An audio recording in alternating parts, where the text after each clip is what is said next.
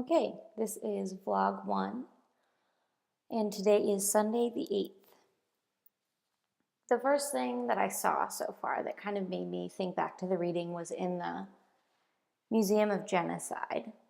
There were a lot of pictures that kind of made me think about this, but one in particular made me think back to in Plato's Cave, when the author was talking about how photos have a much more intense effect than media or videos, because we see that all the time, we hear that all the time, and it just never really gets to us. Sorry, it's very echoey where I'm sitting.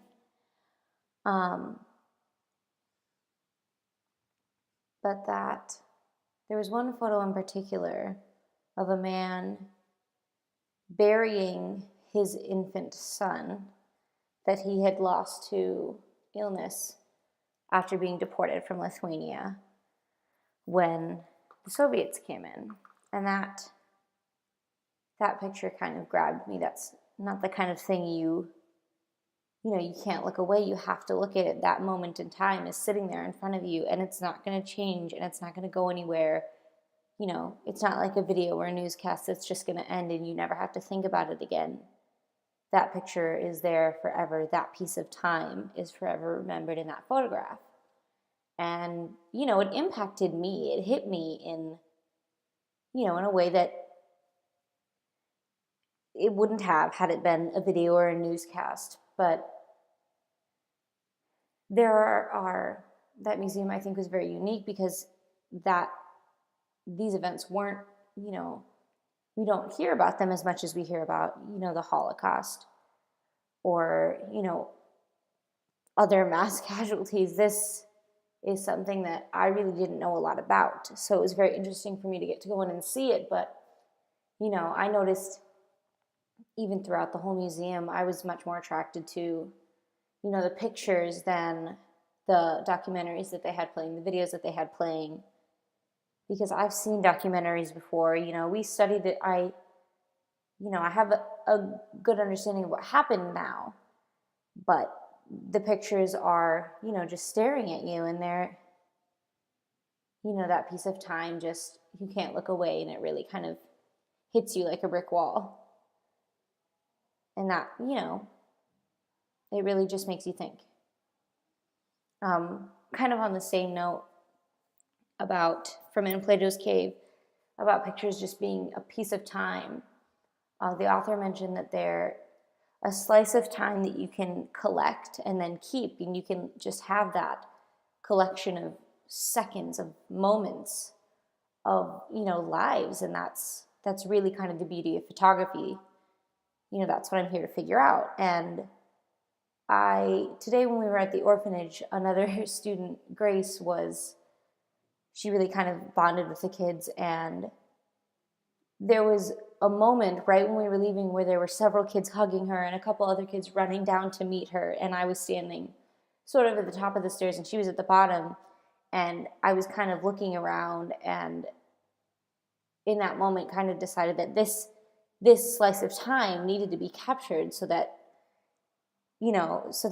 it could be collected and Grace could have it. And I did send it to her, and now she can collect that moment of her life and remember it forever. And it's, it's kind of, that can affect her the way that, nothing else can. That piece of her life is forever saved. And, that for me as well, that picture, I'm forever going to be able to remember what it looked like, seeing those kids be so excited to just have us there, even if it's not me in the picture.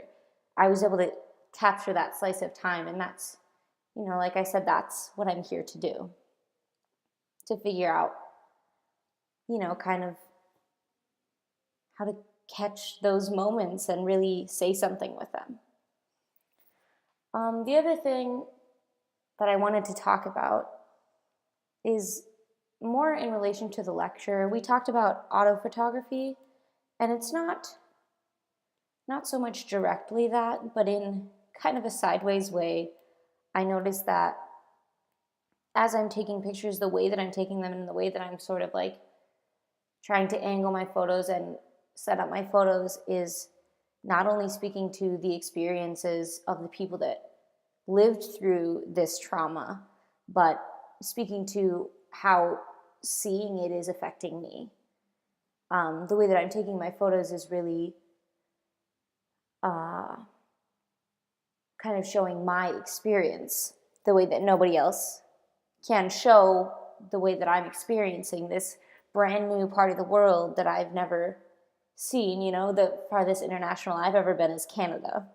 So this is such a big occasion in my life, and then to mix it in with, you know, all this trauma that has happened in these places. And, you know, I'm not only capturing that in my photos and studying that, but as I'm taking pictures, I'm noticing that I'm sort of learning about myself. I've almost kind of become participating in my own research. I've almost become my own subject. And, you know, sometime years ago, somebody gave me the camera, and now I am capturing moments of my own life.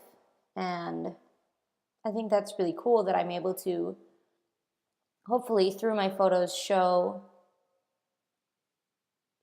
who I am and how I'm experiencing this in a way that nobody else is going to experience it. Similarly to, you know, how the article about photography and homelessness, you know, nobody else is going to capture their experience in photos the way that they will. And not to such an extent, but in a way, I am kind of studying myself through this experience. And I think, you know, that's really not something you get to do very often. And I'm really glad to get to be a part of it. So that's all I have to say for now. But I'm glad that I get to experience this and capture those moments in time. And through doing that, I'm glad that I'm learning about myself.